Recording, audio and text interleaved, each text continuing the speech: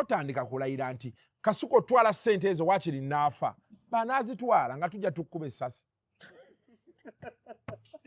banaaba nga yagenda ozigaba byebyo ebintu abantu kwe bava ne baswala tolayiralayira bintu okitegeera just beera mukkakkamu miliyoni 5 ezirina okutuweebwa ez'okwewola tewali azoogerako gwolina gw'owulira azoogerako kuba baagala bya bwereere teri azoogerako naye nga te Sacco gye boogerako ffe twagikola kuggyayo ku ziri ez'okwewola.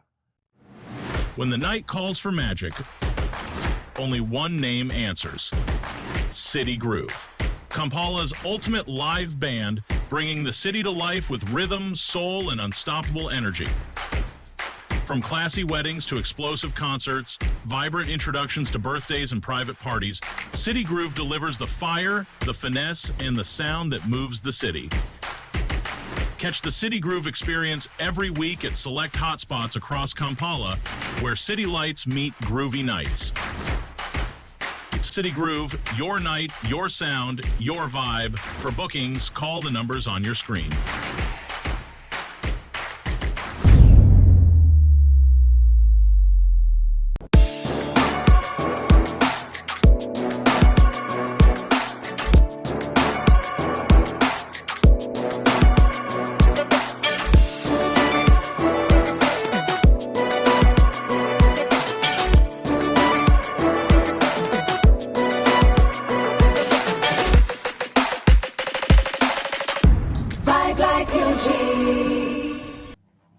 Yes, mbaniriza nnyo ku Vibe Life UG, mwebale kubeerako, mwebale ku followinga, mwebale ne comments zammwe. Nasalawo okuwa abantu olukusa bw'obanga omanyi buli muntu olwaleero embeera yeereeze ng'olukoba lwa gita, naye gwe bw'owulira nga ekiyinza okuweweeza ku bikuleeze kuvuma muntu, please go ahead. You have a license okuvumira ku channel eno ne wecca okiraba n'osobola okuba nti maybe enkeera onaasobola okubaamu n'amagezi agakola obulamu ne bugenda mu maaso kuba oyinza okuba nga obusungu bw'olina tebukukkiriza na kulowooza straight. But njagala kwaniriza advertiser waffe omupya owa Mailing Bet. Mailing Bet nga sinalanga Mailing Bet njagala kubategeeza nti zaala si mulimu ate tokwata sente za school fees kugenda kuzibetinga. Sente z'osobola okwerekereza, sente z'osobola okugaba, sente z'osobola okusuula ze sente z'okwata n'otwala mu bet. Mailing Bet company empya balina website bagiyita mailing.live kuoba ogenda oregisteringe odepositinga yo sente you bet online. Balina ebintu bingi, balina casino, balina games, balina mbalaasi, ndogoyi, byonna byanjawulo bingi. It's a new company, odds zaabwe nnungi, ate n'ekirala kye balina, depending on sente z'odepositinga, you stand a chance okufuna up to 100% bonus okubisaamu. Bw'oteekako omutwalo waliwo osobola okufuna 100%. N'obuteekako oba miliyoni emu nga gwe gy'ogenda okutandika okubetingisa n'ofuna oba 20% bonus. Kisinziira bonus naye ng'osobola okufuna up to 100%. So mwettanire Mailing Live, mailing.live ye website. Company ye Mailing Bet. Osobola okubeera nti weesanyusaamu ofuneyo ku kasente okyakalobeere bulungi.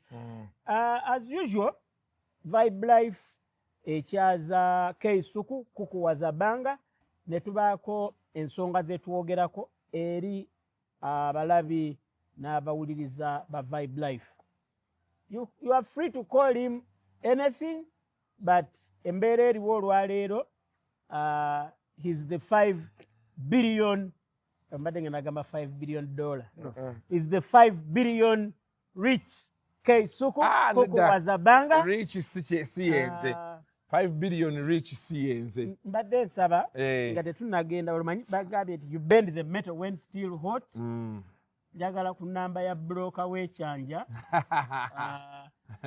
nalabye nga nsula wala. Oyagala kusembera. Njagala mbeere nga bw'oba ofuluma mba ku near post ne bw'oba oyingira mba ku near post ate n'abaana mbagambe buli mulaba Uncle Kasuku ng'ayitawo nga mukola parade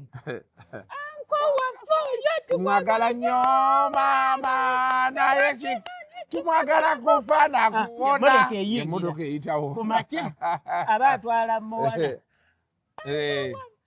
tumwagala nnyo era abakuyimbira nga bayingira emmotoka nga nange mbatwala ku ssomero kw'eggamba so ojja kumpeerezako ku nnamba ya bigenda bitya ndi wano sinus zinnuma kyavola buli kimu njagala kikwata mangu weather enkyuka gyekyuseemu ennaku zino tuli mu mbeera yakuuma mugagga tuleete kyokya tuleete kinyogoga leeterayo kijaketi tuleete kijaketi leeta kijaketi oba producer wa Shena aliwa yandibadde agenze mu mmoroka n'aleeta jaketi oba ekutuuka oba tekutuuka tulina okuuma omugagga naye sooka ombulire Kisozi trip yali etya trip yali nnungi wano mu kugenda wano mwasimbula wa twasimbula Kololo nga ba MP bwe bagenda twasimbula Kololo nali nva mu disco nno ekiro tojjukira nali nsuze ku 4.C waliwo yansponsoringa birthday weekend awo hali nali nsuzaawo kati nkubye disco yange enkomawo omanyi naye watuleka ne Zaba kula Shatu ne Jenkins nenvaawo nengenda nenkola covid ne Mutyaba kali Mutyaba mubuuza ogenda siibulukirawa oba yaya baali balinawo okusiibuluka naye nga nedda tugende tulina omugagga waffe kula Shatu nga tuddayo naddayo nga Zaba akyaliwo ate Zaba era namulekawo twavaawo ssaawa zaalinga oba nnya zaalinga nnya nga ŋŋenda nga nsanga omukyala ku 4.C endola atunyumya naye vibe sinnagiwulira bulungi mbulamuko ebireekaana ne mugaa kati gwe sooka weebake kansooka enzije ne ŋŋenda era ku bbaala eziri awo nga nti kaŋŋende mu zino nyanguwe nkole ki ova wali nodda mangu butereevu nagenda ogirabe nti nga 11 mera nteekawo omutwe Mutyaba nkubira mugamba Mutyaba ky'oŋŋamba nkimanyi nzuukuse ne mugamba gwe beerawo nja kujja ng'olwo nze mmanyi byebino era bwe kyali babagamba 11 basimbulemu kali omukyala nga nkubira contact person wange simu esooka ey'okubiri ey'okusatu kamani ankubira bw'ati nga mmukwata ng'angamba nze gundi where are you tokwata budde kuba meeting ezibadde nga zibeerawo buli kiseera nga ntuuka leeti jaamu biki bikyo kitegeera ebyo but why don't you keep time nga njolekera tewali wala saali wala awo waliwo eddakiika nga 3 nga ŋŋamba omukyala nga ntwala nasanga baasomyedde erinnya lyange naye gwe nali ŋŋenda naye eyali ku kamera nga ye yatudde edda mu bbaasi yakola ekintu eky'amagezi gwe kyokola oyingiranga principle ye tasobola ate kusigala gwe osobola osigala ate naadde munenya ne mukaa kati mba kusigala watudde edda naŋŋamba nti kati kamera nze mangiyina tuba tujja bikwata live gwe ne bootabaawo tuba tukoze konze oli mugezi content asigala akoze eki akantu kaba kaze anyway nga tutula mu motoka nga tusimbula twolekera mwalina liidika oba twalina liidika mu maaso neggalawo nze nali mu motoka eyali esembayo emabega liidika neddako so bano baasi baani ate zaali dakiika 2 yali essaawa ng'emu n'ekitundu okuva wano paka Kisozi like 1 hour and a half kubajjaamu awo twamunavigatinga era for me kati abantu baŋŋamba nti Kasuku olina by'oyogera nze njogera bye nalaba what mesmerized me going and coming back nze olwo oluguudo lwa Masaka road ekiruŋŋaano ddugendako jam era bwe mba naalugendako be sitakeera nnyo mmera nagenda kiro nnyo kuba tera wano ne ku mukaaga w'omusangako kati emirundi egisinga nkozesa nebala mama yanje eribe nti ate ojja n'ogowana ensangi awali hana yensangi wali akaviiramu awo ogenda okutuuka ku lino essomero enamagoma era nawo osangawo jamu omanyi nti jamu kati akwata kumpi paka Mpigi jamu wa Masaka Road ava Mpigi. So I was so shocked era nategedde ababeera mu liidika kye babeeramu vaayo nentegeera obuwoomi bw'obuyinza nabulabyeko katini n'omanya lwaki abasajja bafiirawo. So nga tutuuka wali emmotoka gye nalimu yali esembye nga bagamba emmotoka ya Kasuku ejje mu maaso oda nga bagikyusa okuyingira nga tujja wano nga tufuluma so nga wano nga nyimirira nga bano bavaamu nga batandika kukebera lisiti nga ndi namba 4 buli muntu yali alina okubaako ku lisiti kati kyesitagambye wali betutuuka nasanga bansomye dda nga baga nti alindako waliwo yajja papa nti banayenze mwansi nti olaba oli ali wali kati ate ggwe linda kati nga baddamu bakebera lisiti nga bate kati bakebera lisiti eno gye bawaddeyo ne bakebera eya covid oba erinnya lyakomyewo oli negative then bakyali abantu abalwadde ba covid simanyi naye test bagikola kati bamala awo ate waliwo omulala akukebera gwe then ane wabawo akulaga baasi emitendera egi tosobola fulookingawo ate abo babeera ba SFC order ni order si mukyala abavubuka bano abawanvu abataseka si ofisi y'amasera si ofisi ye akola kimu kyateekawo list ne bajja approvinga ye nadda ku bbali kati awo tasobola kubakamba nti otwamwerabidde next time. So nga tutuula nga tugenda tutuuka wali baddamu basoma lisiti n'oyita mu kyuma ekikyekinga n'owaayo essimu yo ne baddamu ne bakukyekinga wano n'ojjawo wali essimu yo ne bakuwa taaga n'oyingira. So that was the whole process nga bwe twagenda. Sooka ogendeko ku buddaza. Emmere yaliwo. Awo yali mwali kuva wali kutumba buddaza. Olwali okuyingira baatugamba olwali okuyingira kulya mmere mu ddakiika 3 tugende ku faamu bwe tuba ku faamu tukome wano twogere n'omukulu tudde e Kampala. Faamu ente kiri kitya? Ente zirabika bulungi. Zirabika bulungi. Zirinamu essimu. Zirinamu nedda kati ndowooza kye nalabawo ekyenjawulo nti wali engeri gye wali ewagazi n'omuddo ogulaba green waali gwe ziryako. So but is the president, what do you expect? You know? But I don't think nti zina gye ziveeyo bazireeta zina groups kati ezo ze yaleeta yatugamba ziri 7 ze yatulagako awo n'agamba eyo gurupu abagiyita batya kati ezo yazisikirako jjajjaawe oba something like that naye nga bazikozesanga nga amata agavamu bagakolamu muzigo tebagatunda tebaganywa muzigo kati ezo zaali za muzigo. Buli group kati waliyo ndowooza ez'ennyama nayo ziri eyo waliyo n'ez'amata ze batunda. Yeah, it's an organized place. Okay. Yeah, the way you expect the presidency to be. Yes. Awo muyingira wali mu tent. Bwe tuyingira tent nasooka nnoonya mutyaba. Awo nno wonna bino mbikunyumiza saddamu laba mutyaba. Okuva Kololo. Era n'okuddamu laba mutyaba nga tuvaayo. Namukubira ne mugana naye mutyaba oliwa. Ng'ombuzeeko. N'aŋŋamba ndi wano ssebo. Nga yakutadde mu target wa ye nga alina wandabira mutyaba nasemba omulaba. Nga tuyingira Kisozi. Ekololo saamulabako. Ng'ali mu baasi. Naddamu nga tuyingira Kisozi ng'ali mu layini.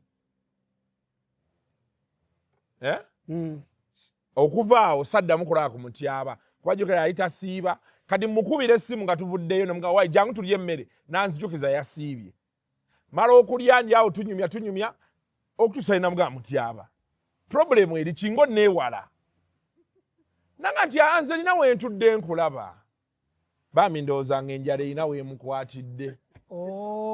yali mukakamu kikukwata kiki yaso era bwe yavaayo ne batuwaawo emmotoka era endala eyatukomyawo bagamba mutuule mu babiri. Kati njagala kubuuza wano ku bibuuzo wano distance eringa ki okuva wali otudde ne president bw'aba? Ndowooza nali ntudde wano nga president yali ku kayumba ako oba awo bwe watyo distance kuno teyadde ngazi nnyo, kuno twali dusobola omulaba wano ne wali ka distance kaddewo nga kali oke. Era yali muntu okubala wamulaba paka yali muntu. Omanyi waliwo omwana yagamba yagenda mu State House nakasera kati bamugamba yingira mu room eddoboozi ne lyogera naye ng'omuntu tamulaba okumala eddakiika nga 5 nga president ayogera nga gayita naye simanyi oba yali fiyo ekyokubeera omukulembeze w'eggwanga ssebo ffe lwakuba nti abantu twakifuula ekyebigere osanga abantu ng'oli ayogera bwogezi kati nze reality bw'ogituukako wali n'abantu bonna bajja kugamba being a head of state si kintu kyangu kituufu kati waliwo that demeanor the aura you get okitegeera ate kati jjukira president Museveni si ye muntu atandika ng'aseka ajja n'atuula baati n'agamba kati awo ne bikubula luli bwe yatukola luli naye ku luno alabika okuba yabadde mu muudu kuba from kuva eri nga ali happy ayogera crackinga jokes biki ku farm ndowooza baabeera ne mukyala we beerebeera ndala. Kati olina kano ke wakola ke saategeera ak'okusaba ate okw'okusooka okwogera ne maama muzeeyi n'osooka omuleka era n'osaba n'appointment ne maama kakodyo kyako sebo Eddy Sendi tetwazaalibwa kuba bubi tetwazaalibwa kuba bubi. Maama Janet ye patron wa Uganda Women's Effort to Save Orphans. Sirina taata sirina maama. Kati wakubye eddabo bbalo kati nange awo bwe mpitirawo ngende munnyonnyoleko ensonga zange ng'omukyala kuba buli omu annyonnyola president nze nnyinza okuba binnuma nga mulekwa nga njagala mbimunnyonnyole abitegeere tulabe bwe tukwatagana kuba baga nti mother of the nation saawa eno yatulimu nze ndi mu Uganda kati nze nfunye omukisa of course waliwo abanyiiga nawe bw'onoofuna omukisa ng'okola ki nze kati nalabye ng'ekyo kyetaagisa era njagala munnyonnyolamu embeera gye mpitamu nga mulekwa alabe agitegeere alabe oba mpaayo haaga ate ne bwakwatira kyanaaba nkoledde kyonna nze nga nange ntandikira awo ate munna nze nazaalibwa kubeera nga mbonaabona bwe nti akati njagala tutuuke on the gist of the matter. Ekigambo ogamba president nti president nzize abantu luli baatuma naga ti muli organized. President namunnyonnyola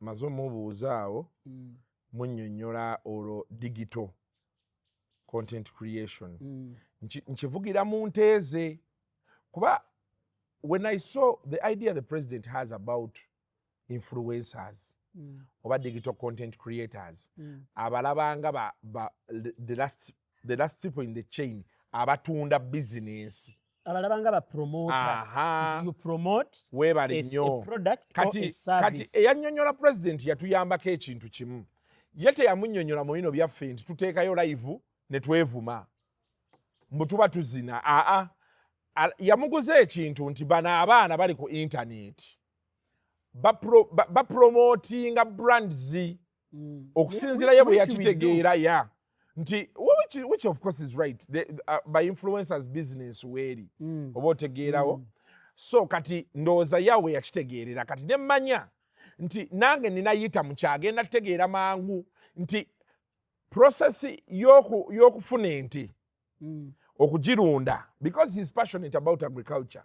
True. Kati tulina okumulaga nti omulimu ogwaffe gulimu okusomesa abantu ku agriculture nti ogikutte ekola etya okuva wano nedda wano ogikama otya ogifeedinga otya kati then ne tutunira ne product zaayo bwe zivaamu nga ye bwaga nti zino ente za gi ono tumukutte tutya okumupackaging obulungi okumuprocessinga then ate tumutunze abantu farmer afune sente. That is the whole concept how it wali.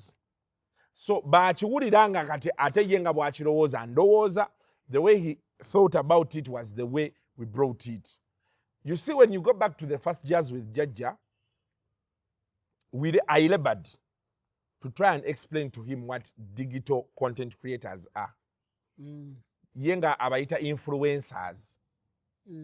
Now, tugenza okujja nga bakimunnyonnyola kati ng'akitegedde. That is why kyayanguwa. Oba okitegeera.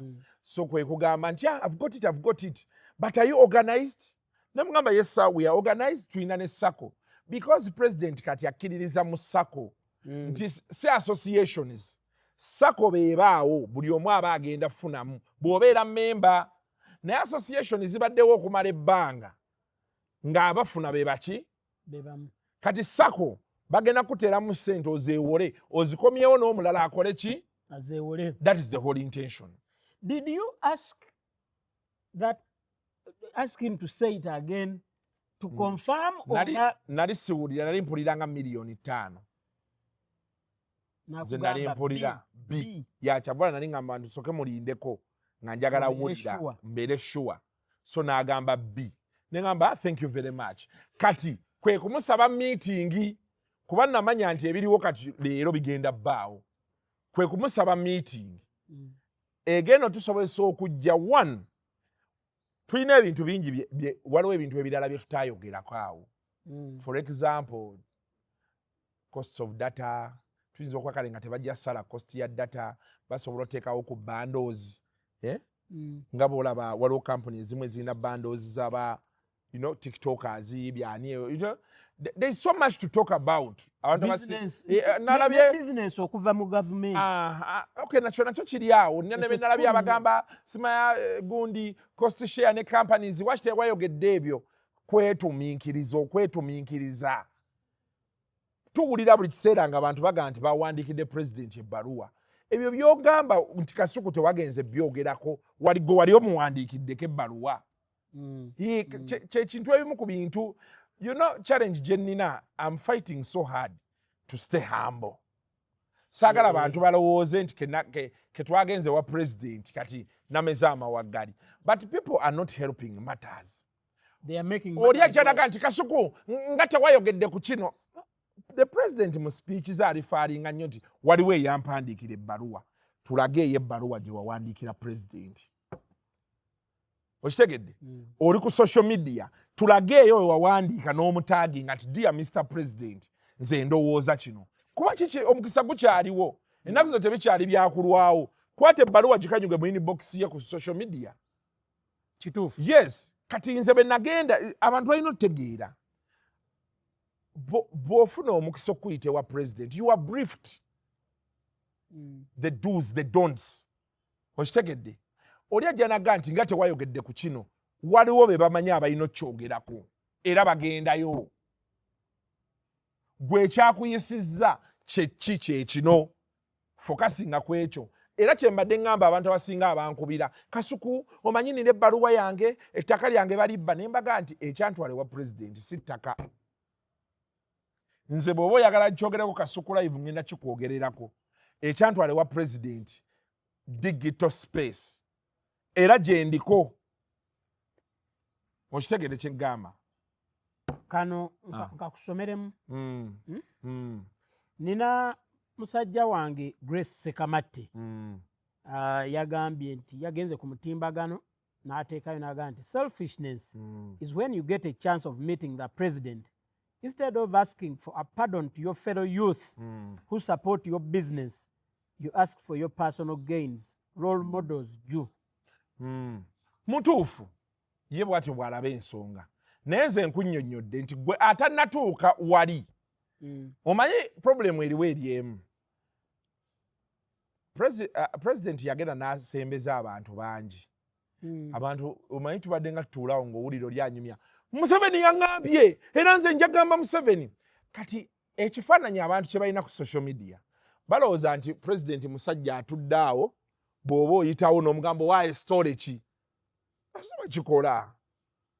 si bakikola muganda wange.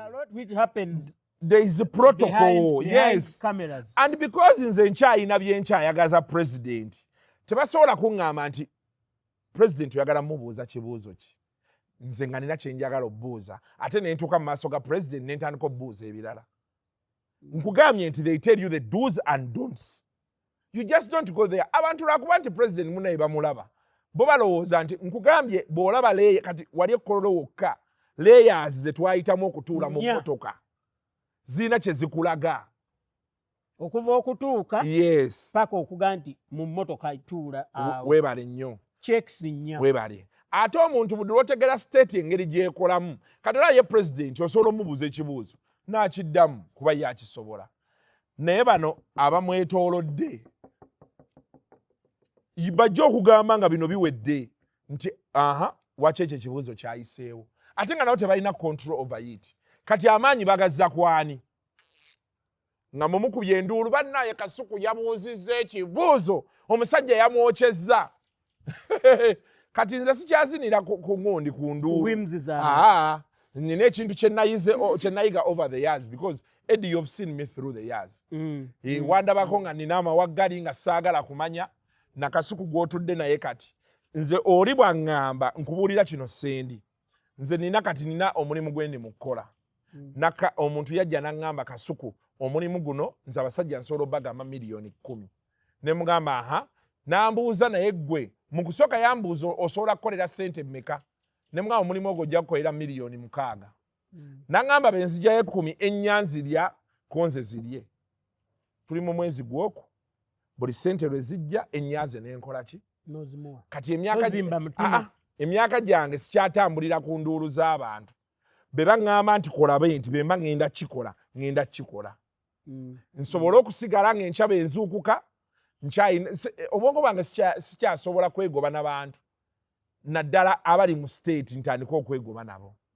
Nze state yali entaddeko amaanyi ku UCC awo. Ebyo byonna obimanyi.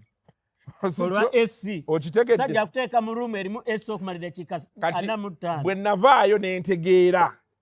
Amaanyi we gali. Kyakivoola bannalinnyamu. Nenga nti kati Yesu osobola okuŋŋamba Kasuku wambwa waki opinion yo. Bwe ndikola ky'oyagala olinsanyukira. Sawa eno emba kyenkoze tokyagadde shauri yako. Njagala kubuuza the $1 million question. Yes. Who are the beneficiaries of the 500, the 5 billion? Now, that is something I personally I await guidance from the head of state. That is the reason watching kugambye nti namusaba meeting on top of ebirala ebyasigalayo bye tutayogeraawo. Naye na bino namanya bijja kujja. Kati ŋŋendeyo mubuuze nti your excellency billioni 5 wazituwa mu Sacco yange, but who are the beneficiaries? Akugambe nti bamemba ba Sacco. Nga bamemba ba Sacco bafuna. Kakati naye of course bamemba ba Sacco kati saawa eno si bangi. Tulina betuli mu kuwandiisa. Then we shall go back and adjust bakita batya mu mateeka oba bongereko. Naye tetusobola bamemba ne babeera 2 tetusobola zirya ffekka. That's a given. Wali abantu abalala abalina issues zaabwe ze baraisinga abalina okufuna ku ssente. Era obalaba ku TikTok. They are raising legitimate issues, only they are raising them the wrong way. That's the biggest problem right now. So we are going to go ekirungi ene weboogedde. So we await the day we meet the president. When they invite us, I will raise that issue. Mungaye Mr. President, sente ze watuwa. It caused the storm. Internet yatabuka yakyankalana. Kati ekiriwo baani abagenda okufuna mu ssente ezo. Akuwe guidance. Kati atuwe guidance. Era bwe tunafuna guidance nja kukomawo wano abantu mbagambe president yagambye ssente ziri best ne best ne best. Naye okusinziira ku ndeekaana gye baleekaanyeemu ezo ssente tozisuubira amangu. Era y'ensonga waki nagambye edda ba Shalom bonna bamutyaba ne mbagamba nti muva ku mirimu toyogera na mukyala wo nti essaawa yonna tugula farm manyi Sente enkambwe abantu wano bwe baboogera bagamba nti kati tugenda okugula kamera nobawa Sente nanga why nasose kwekubako nfuufu nina akataka eruweeyo kidadde nafuna which is human but because n'abantu buli muntu gw'olaba yeekyanga lwa kintu eki Sente. So for me I understand where they are coming from ensonga zaabwe nzitegeera. There are so many people who have talked. Yes. Kati I'm picking abamu they don't deserve attention. Abamu okiraba balabinga ekyamazima awoggana alabibwe ayitibwe. Yeah. But waliwo just one pertinent issue. There's a school of thought egamba. Frank Ntambi musajja wange yavuddeyo n'areleasinga statement. N'agamba nti association Uganda Bloggers Association weeri era ye genda gwe president Zubeda vice Shalom treasurer Duke Fred Mwesigwa general secretary yeye mwogezi era beba main beneficiaries. Kyabadde ng'omuntu bw'ayiwa amazzi ate mu butto. The first line which came up nti abo b'opposition nja kwotingayo omuntu omu bamuyita Calvin Kayanja n'avaayo n'agamba ffe tubadde tulwanirira NRM ebbanga lyonna kakati ate abantu ababadde ab'opposition oli yavaayo ne mukomera n'agamba nti muwagire Bobi Wine kati ate be bagenda okufuna ssente. What do you have to say about this kind of sentiments? Batuufu. Engeri gye balabamu ebintu byabwe batuufu. If that is the way they want to take it. But for me what I want to remind them, that money, what they never said is for those who support the government. Kyekisooka. Ekyokubiri nze tebampita genda eyo nga muwagizi wa government. Bampitanga Kasuku. A content creator. Thank you very much. Era nze nali soogera na president nga wa NRM oba wa DP oba waaki. No. I was talking to the president as Kasuku, a content creator. Okitegedde? Nkyagadde nnyo. Thank you. So for me, and nowhere, kuviira ddala kuba nkubira essimu from the word go. Natasha taŋŋambangako nti bino ebintu olina okuba ng'owagira gavumenti. Masera has never told me the same. Precious Kamwina has never told me the same. Okitegedde? Ani omulala awo? Sanda Warusimbi takiŋŋambangako. Mwami Moses Byaruhanga takiŋŋambangako. So the thing is this. Until nga bwe nkugambye nti tulinda guidance ya president. President bw'anaagamba nti zaba bloga ba NRM. Sente tugenda zikwatuzibawe. Okitegedde? Era nabagambye nti ekisinga obukulu bo beetegeke. Baregisteringa Sacco. Abaana bali mu kukola bibiina. Saawa eno. Waliwo ne federation already. Omukisa gusanga yeetegese. Kirabira yakoze Federation of Social Media Influencers. Okay. Yee. Abaana bakoze ebibiina bali mu kuggulawo Sacco. Kati abantu bali mu kwetegeka. Problemu yokka eriwo eri emu nti okukaayana kwe kususse mu kifo kyo action. Gwe ggulawo Sacco yo, kola association yo oba kyoyagala ggulawo Sacco yo, tutuule tulinde president ky'anaatugamba. President bw'anaatugamba nti sente ezo mukuŋŋaanye buli alina Sacco omanye bakola ki the whole process, the whole guidance ky'anaatugamba nkubuulira mazima kyetugenda okgenda nakyo kuba tetusobola kivaako. Bw'anaagamba nti nedda Kasuku siggwa obogaba ssente ezo era sijja zigaba ate mba ngaba zaaki. President bw'anaagamba nti ssente z'aba tikitoka nga tukwata ba tikitoka nga tubawa ssente. Frank abaho namulabye nga Frank kati problem ye eri emu ate for him is personal with me. I don't have a grudge with him. nabalabye ku live ng'oli awera Kasuku sisobola mukkiriza kukwata ku ssente ezo wakiri ffenna tuzifiirwa. That is your problem. Who said that? Gamba omwana oyo alekera awo byakola. Frank namulabye ku live azanya n'obwongo bwange ng'ayogera ebintu ebyo. The problem is one. People abantu bo balowooza nti Kasuku yagenda olya ssente ezo. No. Kasuku am just one man gwe baalabye ne bansongamu ne bagamba mbakoze eki mbawadde. There is nowhere that I've ever seen one person that ran away with 5 billion. Ekyo nange mbeera musiru okikola.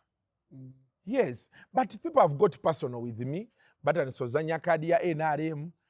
Wachi beba baga nti babuloga ba NRM bulijjo tebakolanga Sacco kuwandiikira mukama waabwe abawe ssente. Because these things are simple. Right ereeta era nakibagambye n'eggulo. NRM secretariat weeri nsuubira ye yabapangisa.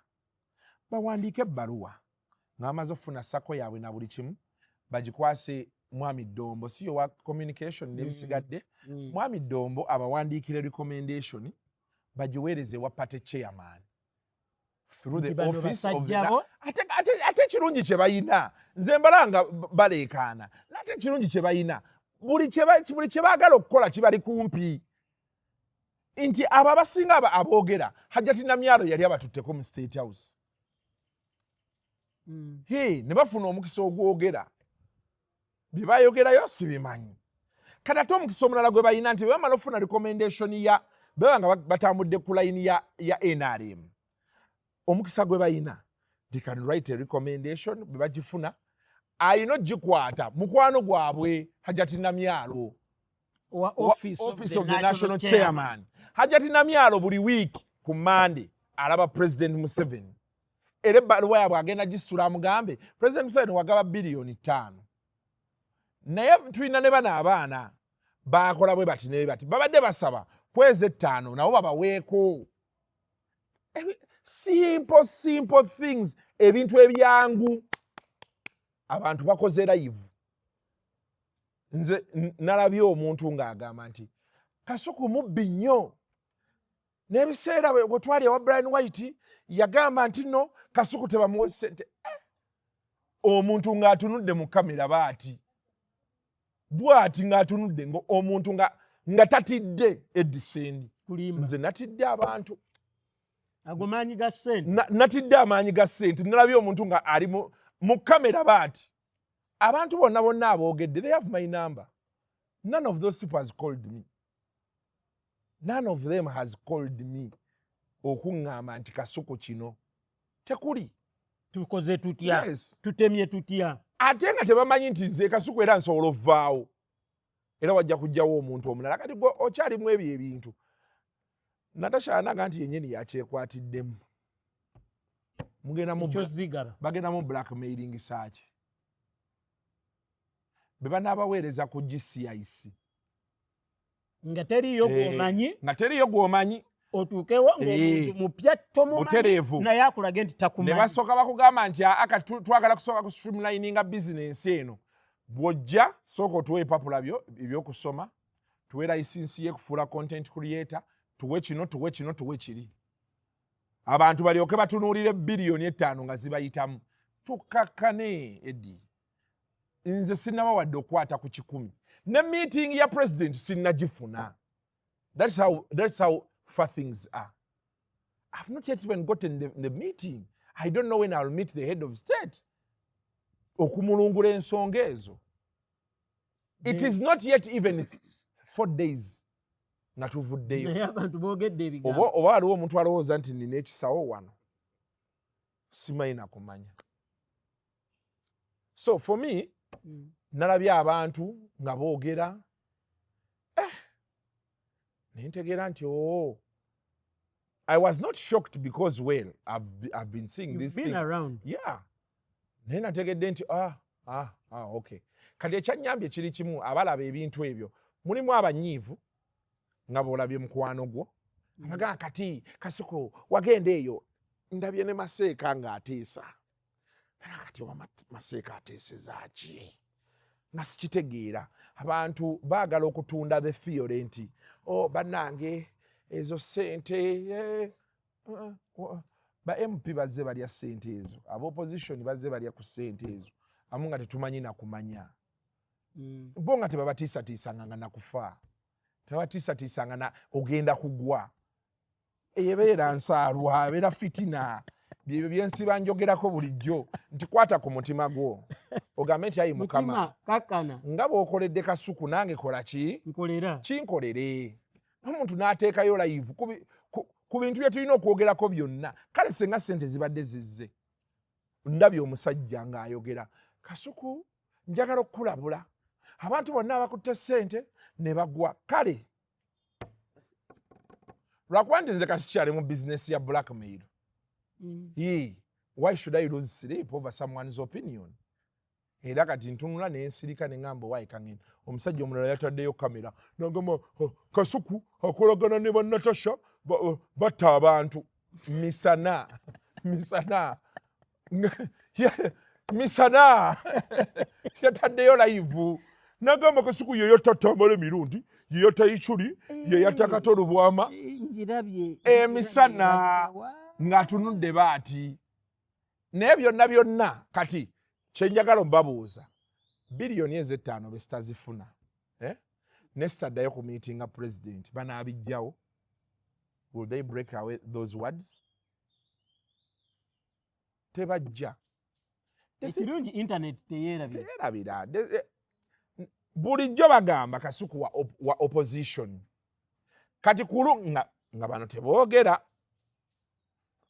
kati ku luno be tutuuse nga birimu ssente Kasuku bulijjo baga Kasuku wa NRM ndi state agent nga bano teboogera ssente zituuse okufunibwa bagambye Kasuku tetumumanyi tawagirangako NRM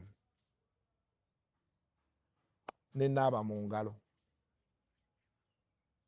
ne manya nti Katonda God works in mysterious ways bagamba Kasuku wa NRM state agent Matumpa gwa tannabako yayogedde Matumpa gwa yana ono atalina matu mbadde sinnamulaba na of course alina okuba nga alina kye yayogedde bati ajja munoonyerezaako nsonyiwa okuzzaayo emabega what happened to publicity Natete got overwhelmed for me that's what I want to think he got overwhelmed anti kyeki kyenkunnyonnyodde nti ffe bulijjo bwe tulaba President Museveni wano tumufuula pedestrian tulowooza nti President Museveni tugenda musanga awo tumugamba owaye storage soko mpeyo ez'ekyemisana because omuntu alina essimu ye wano asobola okweteekayo kati gwobeera olaba nti okutuusa w'omutuukako wali nagamba anti obeera wali nga amadikka ziri awo emizingo ogirabako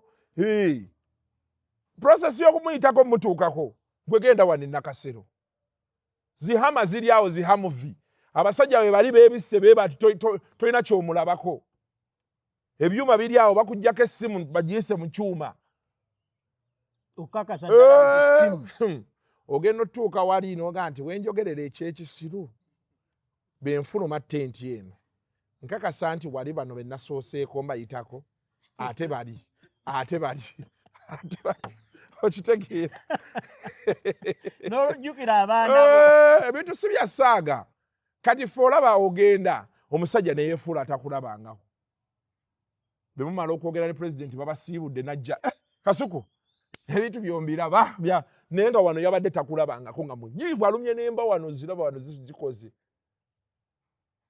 wali wabeerawo psychology at play so bambi he got overwhelmed because nze namulaba be yajja ekkololo waliwo abaamukolako akasenge be bati nasukwa mutandiko ono bamuzze eno oli bamuzze eri ono bamuzze eno ono bamuzze eno awo wonna tutuuse ekisozi naye ekisozi emboozi yali etambula nti emmotoka ya Sente yazze wano waliwo ssente era ffe twatuula mu ttenti nga tuteesaamu abavubuka aba NRM media abamu nga baŋŋamba nti Kasuku Sente zazze ffe wetwali lwaki tula president twali tumusabye miliyoni 55 baga nti omukulu yazirinnyamu balibaga nti bafudde yazirinyamu n'agamba president abo bakulimba naye nga bali bagenda zituwa zonna naye be bagirayo bati buli omu ne bamuwa abirige kati gwe Kasuku olaba wano yogera buli omu wano wakiri aveewo n'agaaga tuteesa kumbe Katonda alina kyatutegekedde ekinene. President ayogera billion 5 ne mugamba ekiki nali siwulidde bulungi nti wangi mukama wange wangi ssebo biliyoni ntu nga mpulira miliyoni 5 amaziga gampitemu eyabadde amanyi nti miliyoni 4 mu Sacco bateekemu miliyoni 5 amaziga gampitiremu awo mwali mugenderawo omusajja omukulu ng'akaaba bambuuze ssebo obadde ki mbaga enzijukidde jjajja wange yali ayagala nnyo maama naye ng'ennaku ekutte okitegeera. So then on a lighter note, what are some of the most weird calls you've received? Kati nani nakava nti ku muzindaalo Zubeda nampeereza message blaza omanyi twali wano ku Saturday nga Zubeda ngamba nti saba biliyoni meka ne muga nti tusobola kusaba ssente nanga nedda zisabe bajja kukola ki kati lengera omukulu bwazoogera Zubeda nampeereza message kyola kye nagambye ssente zaffe eyo nga nakatuuka real time nakatuula benti olwatuula okebera essimu pop-up yasooka yali message ya Zubeda mbanga akebereddako ng'ey'omukyala ezze jjajja wange hi sweetheart we are proud of you yakwerezayo ekifaananyi ali n'abaana yati kubuulira kwe kali akameseji nampeereza ka video k'abaana daddy we have seen you on TV we are proud of you we love you ne mayati bannaye omusajja yakola enkalu nga bagamba sikulwa okyuka timing wakati wa Kisozi ne Kyanja nestaddaka era sebaawo wonna wonna bampe sistange yampeereza have you eaten omukyala nambuuza bannaye are you sure like your ulcers have not come nga nzikuse nalidde nzikuse kati awo wonna wonna saddamu essimu tugenda osimbula mmotoka tulaba mupiira twali tulaba Arsenal Chelsea tuli ku simu wano tulaba mupiira ngendo tuuka eka waliwo tiktok omu ali bweru eyo omukyala ng'agimpeereza Kasuku nze banvumye banjogeredde ebigambo naye olina otuteeka ku ssente ezo nengamba bannaye enkalu mbadde mu bulamu bwange sifunangako mystic call 4 ekiki mbadde sifunangako mystic call 4 bannaye sente kati tunula butunuzi wano wetuli ezo mystic call meka 11 mu ddakiika entini ze twakabeera wano lindako ndaba red mwe ogiraba eggulo nasomye message 1,000 nena message yange gye nakwereza n'olwawo nnyo nga eza WhatsApp 1,300 nasomye message 1,300 nasomye nenziddamu mubeeramu omuntu alina kyayagala okugamba nga tali ku biliyoni 5 nga tali ku ziri ne yange tiyabadde ku biliyoni natuuse nze kino sikirabangako mystic calls bina nazifuna ku Monday zagenda oyingira saa 2 nga nina mystic call 4 engeri gy'okutte ku simu sokompereza enamba ya bloka waki oyagala kukola ki oyafuna nyumba so but anyway those things they come with power muntu kasita ofunako katini kutusanyalaze twabuyinza ebyo bisuubira but bijja bbaawo sente bwe zinaamala okugabwa nga biggwawo in fact by end of this week because the dust will have settled abantu kati reality ejja bahiitinga nti sente si zaakaakati ate sente za procedure za process then how buli omu atuule lwanayitawo omwezi nga tezizze 2, 3, 4, 5, 6 abo abalala buli omu agende ku bibye zigende zijje quietly ate sobola kujja quietly ssebo tezisobola kati kyoba omanya mu state olaba ebyo ebintu byonna byolaba abaana bye boogera waliyo ebikonge era kati ebyo byonna baabiraze dda president anti president ndowooza olaba kati president ndowooza olaba so wabeerawo abantu which I have no problem with wabeerawo abantu ababala nti abana nammwe muyite wano kati nammwe muyite wano okitegeera be munaakuba enduulu b'emuti kino kijja bbaawo so osanga enduulu ze bakubye ze banaafunamu naye nze kyenjagala obbagamba buli muntu nina abaana be nalabye ba mu Western Uganda awo waliwo abaakoze vidiyo 2 oli n'agamba jazz with jajja y'Abaganda omulala n'agamba nti bo ye we yakiyisizza omulala n'agamba nti abawestana bo nga tebafuna okitegedde kati nze jazz with jajja sinza mutegeka si concept yange so abagitegeka for the benefit of abantu abatulaba how do you end up on jazz with jajja Sendi nakukubira essimu saagala weefuule nti tomanyi mbuuza lwabatulaba not for my consumption nakikunnyonnyola a phone call came through a phone call came in the middle of the night they called me like 8 times nga nkooye I had a long day nembateeka mu kanyonyi kati ku makya nensangako message nenkuba essimu eyagikwata naŋŋamba waliwo kye tukwagaza naye waliwo agenda okukukubira era gwe bagamba okunkubira nankubira ne tutandika okwogera era kwe nava okukubira essimu nga nkwebuuzaako nti do you think yes so that was the whole process fine. So me baŋŋamba kumpa mukisa okwogera ne president ku bizinensi yaffe eno kibuuzo ki kye naanimubuuzizza era sivangawo wendi. Thank you. Waliwo abantu ababadde mu industry eno for quite some time. I've worked with him before mu kuleeta Peace Square wano mu Uganda years back and some other projects. Omwami bamuyita J. Kazora. Okay, so now this video is from Auntie Natasha, and probably just to put in perspective and why I'm calling out Auntie Natasha, I don't want people to think that I'm Wesibako. So Edwin Karajiri, the husband, happens to be an uncle to my wife Patricia. So, you know, growing up and saying Uncle Edwin, Auntie Natasha, but you know, also Precious, by the way, happens to be my kid sister. We are literally like blood, you know, neighbors. Precious is the grandfather Mzee Kayanjire, and my grandfather Eno Kazora were mates, but he was a little bit, I think, 2 years older. So when they are taking them for the World War II to fight, Mzee Kayanjire didn't go because he was a bit younger. So my grandfather Eno Kazora fought in the Second World War and even came back. They still, you know, became mates and all that. So yeah, you know, some of you may not think that I'm part of the Kazora family because I've been in Muyaye and these things and what. People thinking that I'm a Muyaye pro. We're going to discuss content, and first of all, Natasha, I just want to say thank you so much. You know, the 5 billion are looking out for the Kasukus and all those guys. It's brilliant. I'm so happy they get the money, they do things, buy houses. I don't think they'll do much content, but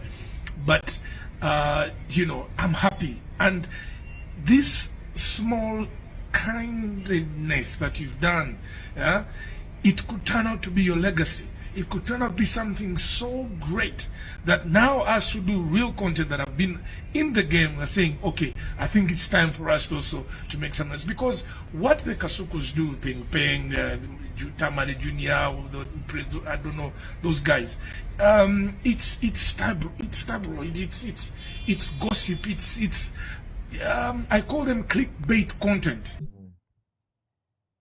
His last project mu media yali alina show ku NBS awo ekiro nga hostinga profiling abantu, especially abantu abedda. Have you watched his rant? Yeah, I've watched part of it. Yatuuse ku level ejjayo jjajjaawe eyalwana mu Second World War. N'agamba n'okugamba oba mukyala we mukwano gwa oba Natasha oba Precious, something like that. Do you have anything to tell him? Oba naye omugatta wali? Mr. Kazora je. Idea etagiyisaawo. Agiteeka on paper. Ajiwe ekirungi agambye bali bonna abamanyi. Ensonga ezo aziteeke ku lupapula. Azibawe. Aziwe anti we Natasha. Butereevu. Kuba yagambye amumanyi. Onshegede. Ebintu bino kati bye tulimu. Tetugenda biteeseza ku social media.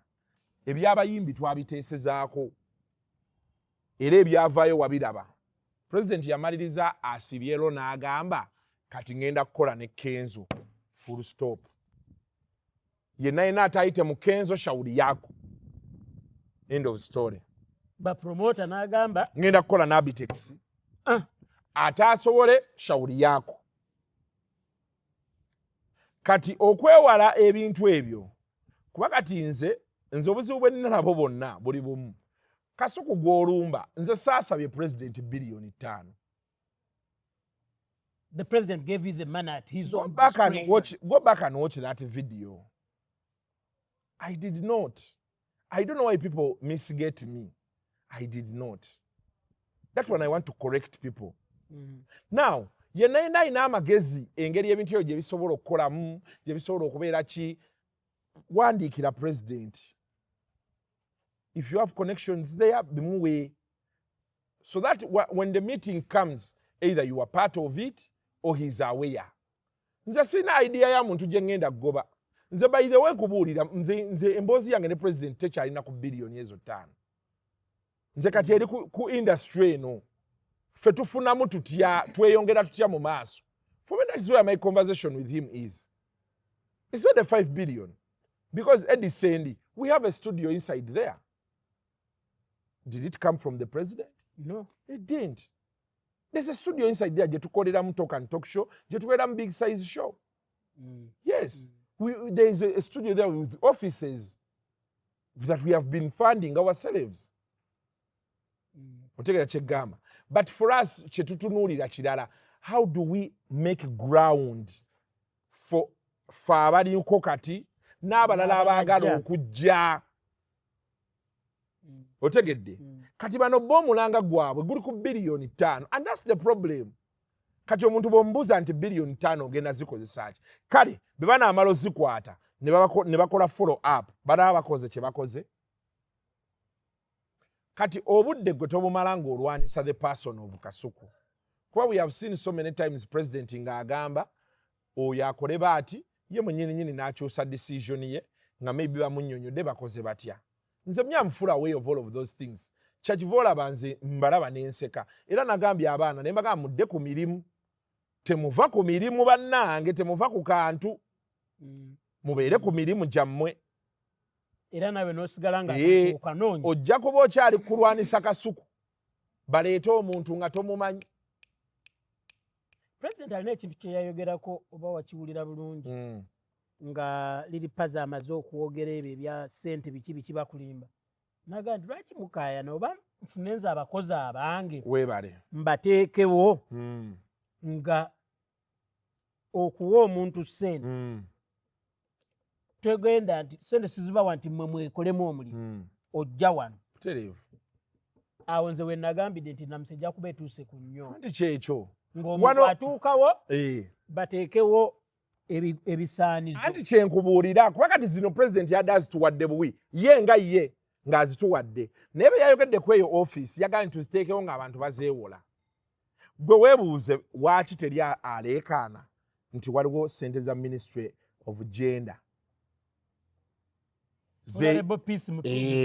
Billioni 5 ezirina okutuweebwa ez'okwewola tewali azoogerako. Gw'olina gw'owulira azoogerako. Kuba baagala bya bwereere. Teri azoogerako. Naye nga te Sacco gye boogerako ffe twagikola kuggyayo ku ziri ez'okwewola. Interview eziri. Naye tebaagala ziraba. Era ffe amaanyi kati gatuli wali. Kati wano bajjako batema nti za kwewola. Ogenda laba abantu we basiriira. I'm telling you. and most people are pushing for that. Meetings nakatuulamu bagamba okwewala obuvuyo buno bwonna sente zibe zakwewola. President akole fund eri gye yagambye ateekewo abakozi abantu bajje beewole sente nga zaakuzza. President baanaakikola bw'atyo. Buli mbuzi ejja kudda ku nkondo yayo. Maama nnyabo onolabako omuntu omulala agenda okuga nti Kasuku yabba sente zaffe anti nja kugamba nti ebyetaagisa biibino gwe genda yozijjeyo. Nze ate naaba nkyayina kye nninakaawo nja kuba sikiina. Naye nze nnyinza osanga president ne nga nti Mr. President nange siri bulungi nampaayo kyampadde nze ne ŋŋenda ne musigala ne sente ez'okwewola. So what am I saying? I understand where everybody is coming from. Everybody wants to be a part of, that money, which I really have no problem with. What I want to say is, don't blackmail Kasuku. Amaanyi togateeka Kasuku kuba Kasuku muntu omu bw'ati asobola okukola ki? Tufune engeri ffenna gye tweorganizinga. We wait for the guidance of the president. Okitegeera tujje bwe tunaavaayo president atubuulire sente baagala zigabanya batya, bagenda zikola batya, kati tukomewo tubannyonnyole nti bannaaye sente baagambye aziri nkyagi yoono, kati buli alina kyagamba genda olabe ye. Kati bwe tunaavaayo nga bagambye nti sente aziri nkyagi sinze, aziri nkyagi mulala, kati bye banvumye byonna bye banjogeredde binaddayo. Okitegedde bwe banaabateerawo obukwakulizo obufuna sente ezo nga tobuyina, era banaavaayo era ne basigala ne bagaa nti nze balemesezza. So I understand where people are coming from. It is okay for you to think you've worked for this government, tekusiimye, that is your shot, that's your call, it is okay. However, nze kye njagala okole gwe yogera ebintu byo ng'olaga nti we want to be part of the money. Naffe tulina ekibiina ekyaffe. Totandika kulayira nti Kasuku twala sente ezo waakiri naafa. Banaazitwala nga tujja tukkuba essasi. Banaaba nga yagenda ozigaba. Bye bintu abantu kwe bava ne baswala. Tolayira bintu. Okitegeera. Just beera mukkakkamu tulinde tuwulire omukulu ky'anaatugamba era tujje tukibagambe. And he's most likely to tell people, in my own prediction and thought, he's most likely to tell people nti nedda tewali buzibu, buli alina Sacco ye agireete, tucreatinze office eno mujje bagiscrutinizing, mujje mufune sente. Because for me that is what I think. Eddy kirabira nemuseke wange ateekayo. Kirabira ng'ateekayo social media influencers Sacco. Abaho ateekayo ba TikTokers Sacco. Okitegedde. Ngo kyangu bugenda maaso. Nnyo. Amawulire gajja kugwako omutima gukumenyeke neebake. Olwo abantu bagambe nti kati Kasuku mwali mwogerera ebigambo ebyo byonna lwaki? Ekyokulala. Kusaasira yayimba n'agamba nti teri Kusaasira yagamba alina oluyimba lwe luli, waliwo oluyimba lwa Sebatta teri baddogo, waliwo tompalana nina mukisa teri baddogo siddogo. Olwo oluyimba Sebo president yaluzinira nako ku Serena era n'agenda n'amufuuwa ne baasa. Ogwo gwali mukisa gwange. Abo abantu aboogera bamiitinze president emirundi egiwera naye buli kiseera baba bakaayana. Buli lwe bava ewa president kati luli babadde kubafudde kati bali Kasuku. Era ne gwe banaakwasa naye bajja mwambala kukaayana. Kati okukaayana kulina okukoma. Twetereeze oba mwetereeze. Mumale mwekwatekwate mugende mu maaso. Obulamu mugende mu maaso wabi. Si wabi nakati. Thank you. Kyensumira Saturday tunagenda okujja kutoka and talk show nga president atubuulidde bwe kigenda okukola. Kale. That is what I want to think. Naye banaatagize, we shall keep giving you guys updates. Let's be calm. Then there are people who are angry, abamu fitina, nsaalwa. Maye waliwo abantu bangi abalowooza nti be bandibaddewo sinze. It is understandable. Sina gwe ngenda kuddamu. Nze kati message yange egenda kubeera emu. Buli muntu w'oli, be prepared. bw'oba oli mu katale mukole Sacco. Tomanya lwe bali babayitawo kuba kati emboozi etambula ya Sacco. Pulezidenti aliba atambula nga bawayo biliyoni zammwe oba 3 oba 4. Ofunamu. Buli muntu just beera prepared. Okitegedde. Kasuku sente yaffe y'omuwi w'omusolo. Nze nja kugamba sente yange kuba nange mpa omusolo. Nange ndi mukufuna ku sente yange. So wali abantu buli omu alina ensonga ze zanyiigidde banyiivu bali ogenda kumaliriza ng'okkakkanye. Thank you. Mwebale. Kasuku alambuludde ensonga za 5 billion. Ate njagala kuba nti eno interview gye nsembayo okubyogerako. You've explained yourself. Nkoze interview nga I'm calling on people to come, we work together. That is if it is necessary. So I want to make sure this is the last interview I'm going to talk about that money. Ebisigaddeyo byonna ebirala kati it's going to be background noise. Yeah. Balinde interview enaakolebwa nga president amaze okuwa guidance. Then ate balinde n'enaddako nga zizze. Weebale. Akuume atakumira mpeera. Ku kamera kubaddeko Kasujja. Omusajja bamuyita Kasujja Musiraamu alabika ddala yasiibye. Ate mabega we wabaddewo Badru nga ne ku ludda luli not very far from here Mutyaba. Kugamba ababadde ku kamera bonna basiraamu bwe mubanga sound tebadde nnungi mumanya kivudde ku ki. Simanyi oba ababiri basiiba naye Kasujja yeddala alaga nti yasiibye. Emimwa mikalu. Akuume atakumira mpeera. God bless you. Salamu alaikum.